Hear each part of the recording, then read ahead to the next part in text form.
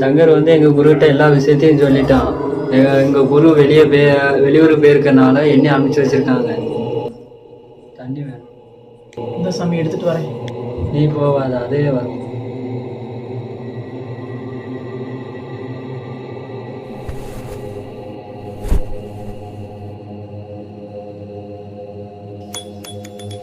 சரி சாமி, இனிமே இந்த வீட்டில் எந்த பிரச்சனையும் இருக்காது தானே?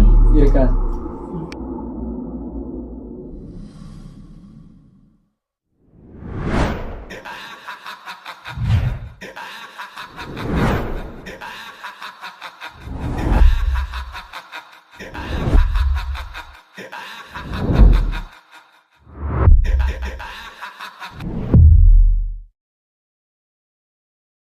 இந்த மோதிரத்தை இந்த தீர்த்தத்துக்குள்ள போட்டுட்டேன்.